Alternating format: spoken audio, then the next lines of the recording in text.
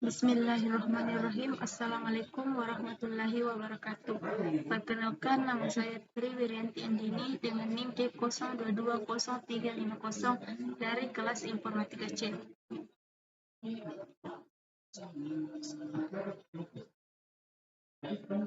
Di sini saya akan menjelaskan tentang bisnis model Canva dengan mata kuliah teknokrasi.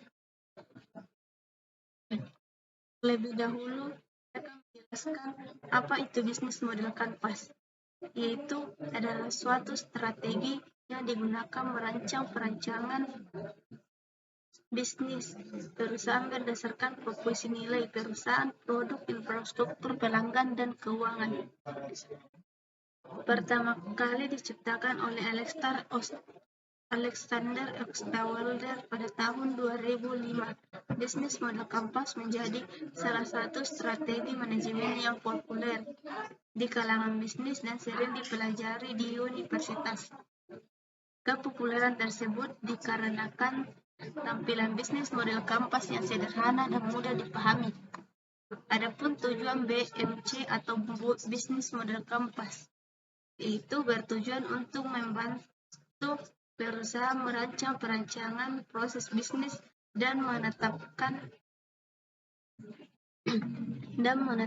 serta memanipulasi poin penting dalam bisnis seperti sumber daya, aktivitas, hubungan yang dijalin dengan pihak terkait, pendapatan, hingga pengeluaran yang dikeluarkan.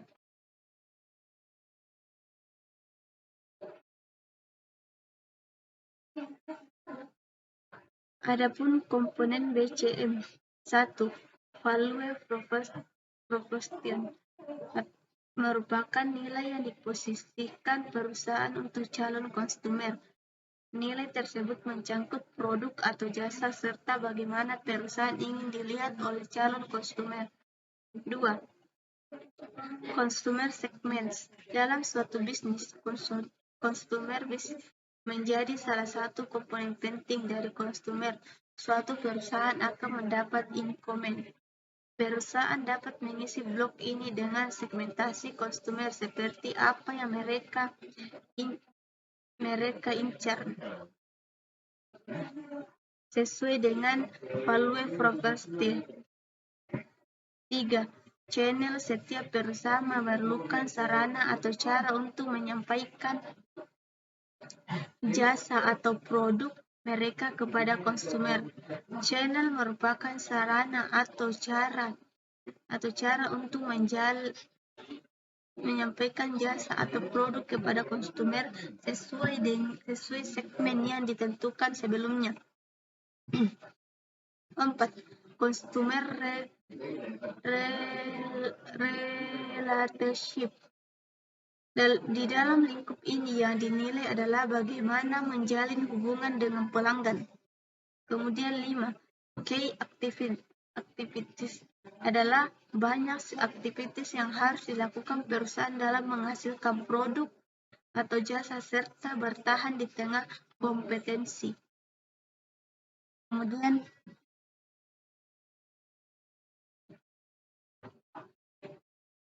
key resources, sumber daya merupakan kunci mewujudkan value properties melalui key activities yang akan dijalankan.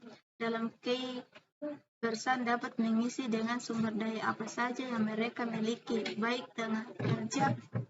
tenaga kerja maupun benda mati seperti perlengkapan dan peralatan.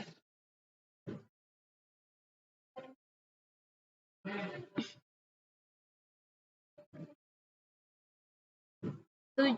Key partnership. Tidak mungkin perusahaan akan mampu berdiri sendiri tanpa bantuan relasi dari pihak lain, baik konsumer maupun pemasukan bahan utama, untuk memperlancar relasi yang terjaga dengan baik. Perencanaan bagaimana relasi akan berjalan ketika eksekusi bisnis.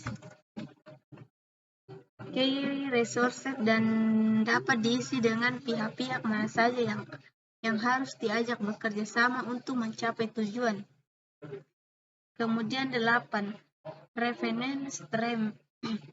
Selain kegiatan penting yang telah dijabarkan dalam aktivitas, perusahaan harus menentukan bagaimana mereka akan mendapatkan profit atau keuntungan dari key activity yang akan berjalan berdasarkan value properties. Revenue stream menjelaskan sebagai bagaimana perusahaan mendapatkan keuntungan ketika bisnis telah dieksekusi.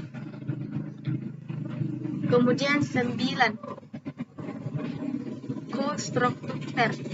Tidak hanya mendapat keuntungan, perusahaan harus mengeluarkan sejumlah biaya untuk menjalankan bisnis dan mendapatkan keuntungan.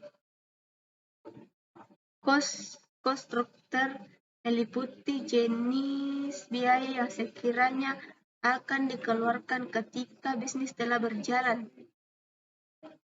Contohnya, biaya tersebut antara lain biaya sewa tempat, internet, listrik, dan sebagainya dengan pengeluaran yang akurat, bisnis akan lebih efisien dan terhindar dari resiko kerugian. Dan adapun manfaat dan kelebihan bisnis model BMC menjadi populer tidak hanya di perusahaan besar yang mapan, namun juga populer di kalangan entertainment.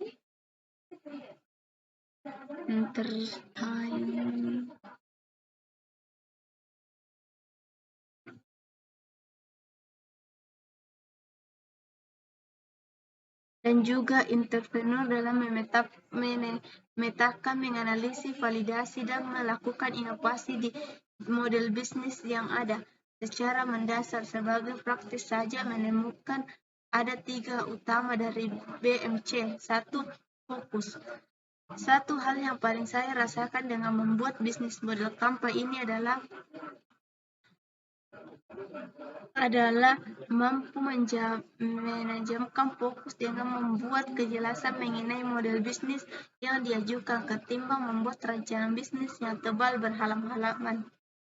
Kemudian fleksibel. BMC sangat bermanfaat karena mudah untuk dimodifikasi dengan tetap memberi pandangan secara menyeluruh terhadap model bisnis. Kemudian transparansi. Sebagai pendiri beberapa bisnis, BMC seringkali saya gunakan untuk mengomunikasi visi dan misi model bisnis kepada tim, dan dengan BMC tim menjadi lebih mudah mengerti pada model bisnis di organisasi.